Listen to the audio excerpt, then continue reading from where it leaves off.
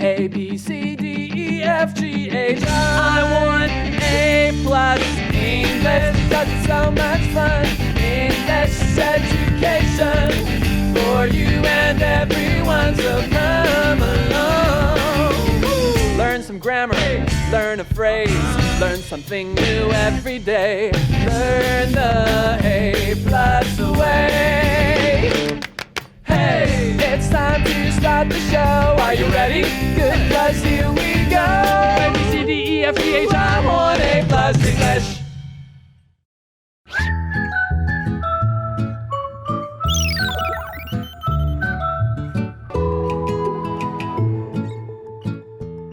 Hello, everyone, and welcome to A+ English. I'm Mike. I am Chickling. And we are back here with the second day of our 3-day look at a dancer's dreams, or dance dreams, a real look at being a full-time dancer. I guess we could say a real look at being a professional dancer, because if you're doing it full-time, that gives me the idea that it's your job. And if you're doing it as a professional, then it is your job. Of course, a professional is someone who gets paid to do something that other people might do just for fun. But anyways, this person that we will begin talking to today is actually a full-time professional dancer. That's how they make their money. That's the job that they do. It's not just a hobby that they enjoy, in the evening after work or on the weekend or something like that. They do it full time. Now, any kind of career will probably come with challenges and changes and things that you don't expect. So we're probably going to be reading about that. I can't really think of many people with a job and, the day they began the job and then many years later when they retired, everything went exactly as planned. They never had to face any challenges. That just is not realistic. So sometimes we face challenges. Sometimes things change in certain situations. So our warm-up question is, have any of your plans changed suddenly? How did you deal with it? Maybe big plans, small plans, or anything in between? I think it really happens a lot to me. Oh, yeah? Yeah, I remember last year. Last year, there was this year-end ceremony performance that I was going to in Malaysia. Oh, wow. But then it just got canceled because there was a breakout.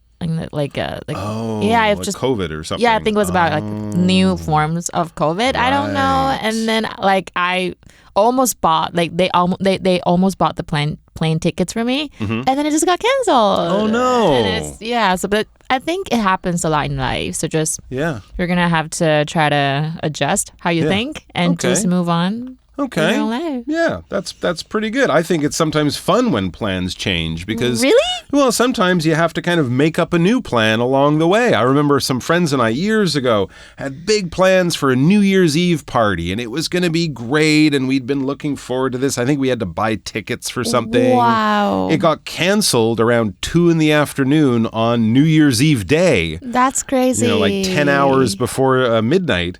And suddenly we had to change our plans. And what did we end up... I think at the end we ended up going back to my house, spending some time there, and I believe we were stuck in a car in traffic at midnight on New Year's Eve. Because we were like, we should go downtown because we have nothing to do at home. So we were heading downtown, and the traffic was so heavy, we ended up stuck in a car. But it turned into a fun, memorable night. True. We ran into all these people. They were all like, "What are you doing here? We thought you were going to that thing." And so, it was kind of spontaneous, and we just sort of went with our mood, went with whatever was happening, and so it was kind of fun. So don't always think that if your plans suddenly change, this equals a disaster and a big problem.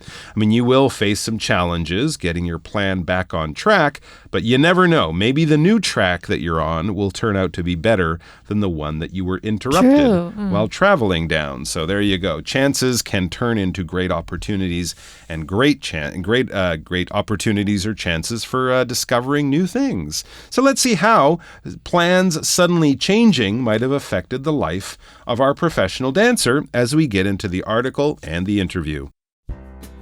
Dance Dreams, a real look at being a full-time dancer. Warm-up question.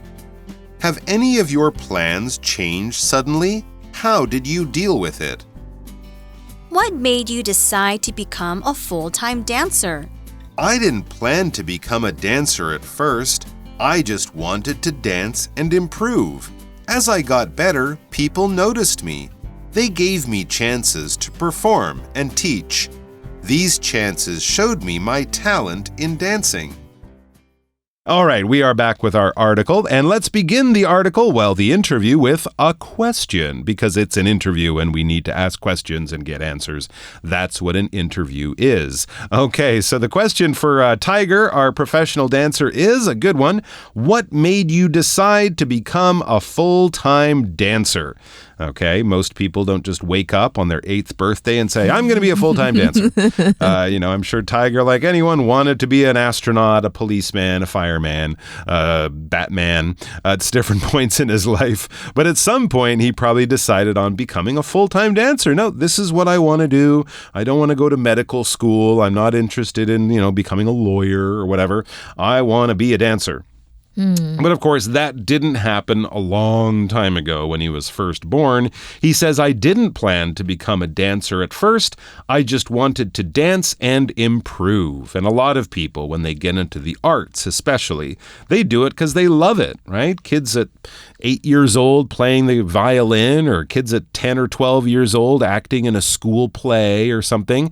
A lot of them aren't like, oh yeah, and one day I'm going to be a professional actor or whatever. No, they do it because they like it, and then they find they're good at it, and then they become more dedicated to it, and then they improve. They get better at it, and that makes them even more interested in doing it. So do you think it's easy to fulfill what you dreamed of doing when you were little? Why or why not? I think it's really hard because, it is. Like when you're young, you don't really think about the reality, and then you're just like, "Oh, this is my dream," and you think that it's not going to be as hard. But when you've actually started doing it, you're just going to be like, "This is exactly not how I imagined." Right. There's lots of people who want to do this, and I might have been the best at my high school or whatever in my neighborhood, but there's a lot of other people who are better than me, so I really need to step up my game. Yeah, absolutely. That is very true. I mean, look at me. When I was 4 years old, I dressed like Batman for a whole year. I'm not Batman. I'm still waiting, but, I'm not a billionaire. I don't have a fancy car. I don't beat up bad guys, so it does always change sometimes as you get older. And Tiger also says, as I got better, people noticed me. Okay, so he was good, but he also put in a lot of time.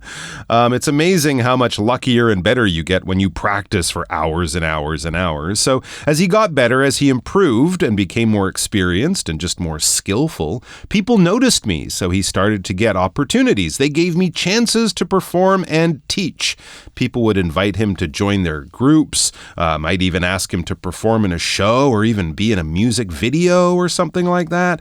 And the schools where maybe he was a student before, maybe the teachers would come and go, hey, Tiger, you should think about teaching a class. We think you're good enough to, maybe teach the beginners or something, but certainly he's enough to go from student to teacher. These chances showed me my talent in dancing. So not only does he know he's getting better, other people are telling him the same thing, so he starts to really believe in himself. So why is it important to recognize your talents?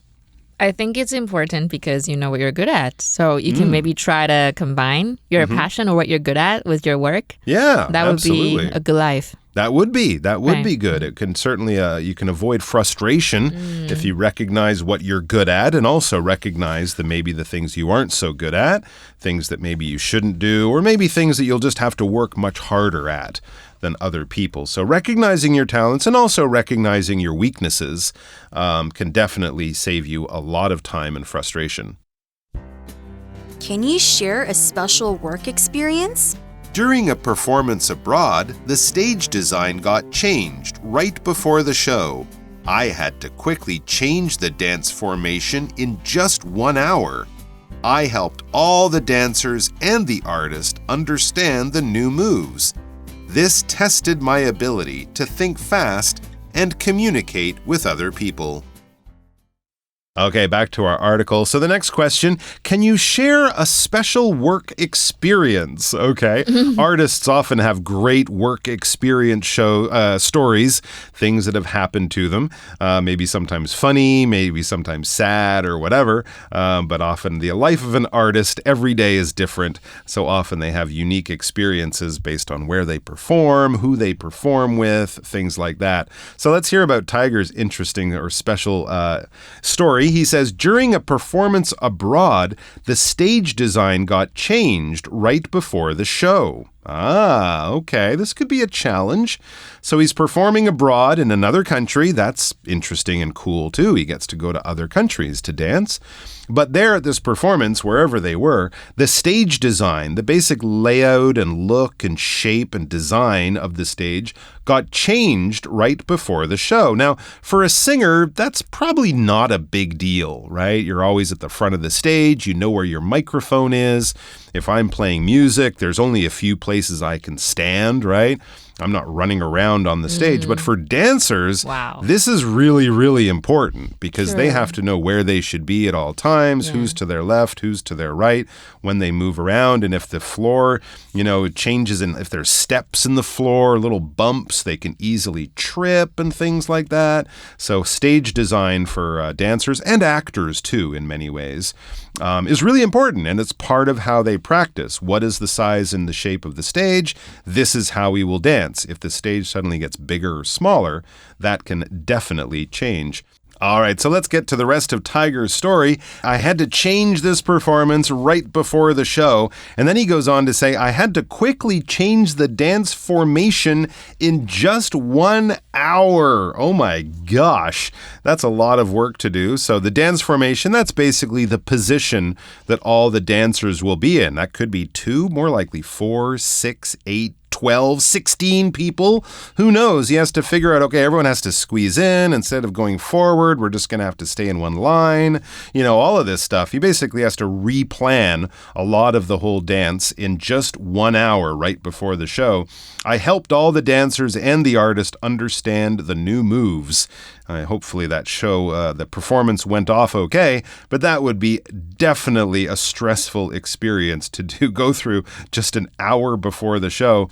And as he says, this tested my ability to think fast and communicate with other people, right? He couldn't just go, okay, let me think about it for a day or two, and then I'll tell you. He had an hour to do this, so he had about 10 minutes to think about it, and then about the rest of the hour to actually do it.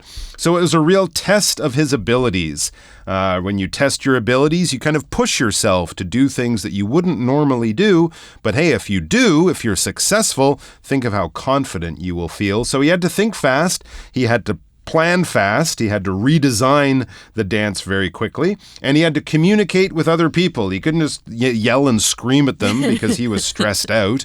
You shut up, leave me alone. He can't kind of go through that whole thing and have a meltdown. He's got to communicate with people. He's got to make them understand quickly and efficiently what he wants them to do, how he wants them to do it, and do all of that without making people cry or getting in fights or things like that. So you need a lot of other skills than just happy feet to be a dancer. OK, 所以这是今天所有的文章啦。那我们赶快来看一下接下来4个单字。OK， 第一个单字呢就是 improve。improve 这边是动词，它就是改进的意思，所以名词就是 improvement， 也是改进的意思。所以我们说家居的修缮，英文就是 home improvements。那我们再看另外一个刚进步的用法，就是 improvement 的句子 ，regular practice leads to improvement in performance。好，那我们看另外一个例句。To improve your math grade, you should study hard and do your homework. 为了让你的数学成绩进步，你应该用功的读书跟写作业。那我们第二个单字呢是 notice， 它就是注意到或关注到的意思。不过呢，它也可以指正式的通知啊，或者是公告。比如说呢 ，the notice on the bulletin board informed students about the upcoming event。所以你看到那个公布栏、布告栏上面的通知，就知道说，有一个活动即将到来。那它的形容词就是 noticeable， 代表很明显、显著的。比如说 ，there was a noticeable improvement in her attitude after the talk。好，那我们再看另外一个句子哦。During the show, many people noticed the young singer's talent. 演出期间呢，许多人有注意到呢这一位年轻歌手的才华。那我们来看一下 quickly 这一个单字哦，它这边是副词哦，所以它是迅速的，也可以表示很快的做一件事情。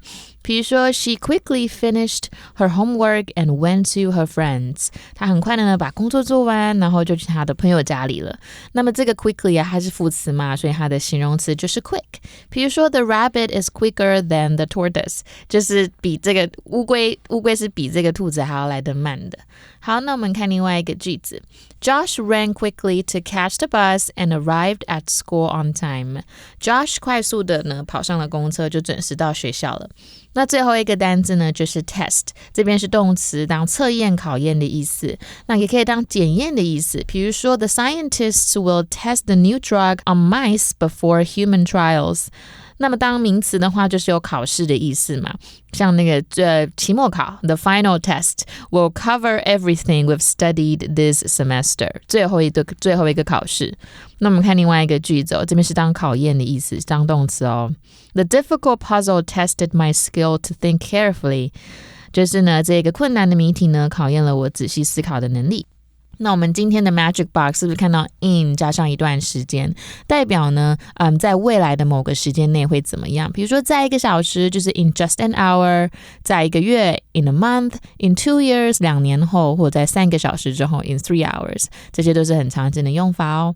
所以这是今天所有的单字，大家不要忘记练习。Right now, let's go to our review time to play a game.Review time.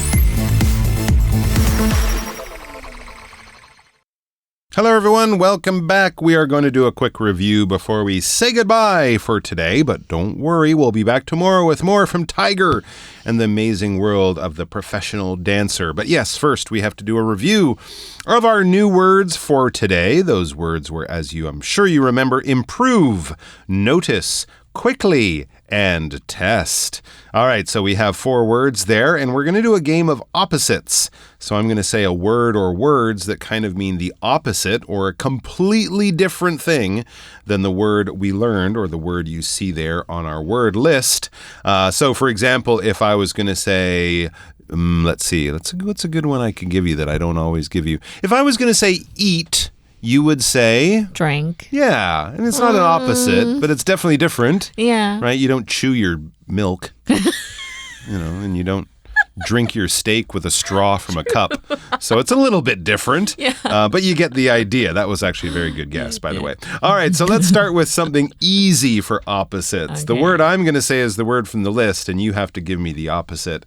Or should we do it the other way? Should I give you the opposite? I'll give you the opposite, and you just pick the word. Okay, That's easier. Okay. Slowly. Quickly. Yes, exactly right. The turtle moves slowly. The rabbit moves quickly in that old story. Okay, here's something a little more challenging. To ignore. To ignore something. So if I see your message, I don't reply to it. That means that I'm ignoring it. So if I noticed your message and okay, this is Mike's message, I'm gonna get to you. Yeah, you kind of see it, you pay attention to it. Notice. To ignore is to not pay attention to something. Yeah, very well done. All right, to get worse. It's not too tough. I want to get better. I want to improve. You want to improve, and if you don't improve, you might get worse. Exactly, so that's the opposite. And the final one, not too tough, well, a little bit tough, to teach. To teach. So usually the person that's teaching you will give you a test, right? So usually we teach, we give people tests. Okay. They don't give us tests. So the opposite is test. I guess so. I'm thinking more like if I'm teaching, I know the information and I'm giving it to you. If I'm testing you, I'm asking you to give me the information to make sure that you know it. True. It's kind of the same. Kind of the same explanation. I got it right. You did very well. I have noticed that you have improved very quickly and will pass a test. So there you go. All those words in one sentence. Thanks for joining us, guys. There will be no test tomorrow, so please do come back quickly. We hope to see you improve, and we will notice if you do. We promise. Take care, everyone. Take care。然后如果喜欢今天的内容，就记得按赞、订阅、开启小铃铛，就不会错过任何精彩的内容。我 see you next time. Bye. Magic Box。哎呦，刚刚那个任务呢，真是有惊无险呢。我刚刚那个粗线条的学生呢 ，he got distracted。他被分心了，差一点呢就要被这个咒灵给吃了。但有我5条悟在现场，这种事情是绝对不会发生的啦，哈哈哈哈！话说回来呢，要说被动语态，你还只会用 be 动词加上过去分词吗？今天呢，多教一招厉害的给你，就是 get 加上过去分词了。我们呢，先来复习一下 be 动词加上过去分词的被动语态了。I was told that my students are out for the mission。我被告知我的学生们呢去出任务了。be 动词呢加上过去分词呢，就表示被怎么了。OK，I washed the dishes yesterday。我昨天洗碗了。那这些碗怎么样呢？ The dishes were washed by me yesterday。昨天呢，碗呢就被我洗了，就是这么用啦。那我们呢可以把 be 动词换成 get， 意思呢其实是一样的咯。例如呢，我们在跟咒灵战斗之中呢 ，he got hit by a car， 他一不小心呢就被车给撞到了，跟 be 动词的用法一模一样哦。后面呢，我们一样加上过去分词。那两者有什么不同呢？其实差别就在于你的语气了。当我们呢用 be 动词加上过去分词，这样子的句子呢，比较是在陈述这个事实。但是呢，当我们把 be 动词换成 get， 此時呢，我们就是在强调这个动作是被怎么了。例如呢，刚刚我跟你说他被车撞到了 ，he got hit by a car。OK， 我要强调的呢，就是被车撞的这个动作这件事情。那如果今天的情境呢，是你看到他手肘怎么受伤啦、擦伤了，你怎么啦？He was hit by a car。 他被车撞到了啦。我们呢就是在陈述这个事情哦。所以呢，以后被动语态除了 be 动词之外，记得呢我们 get 也可以拿来用啦。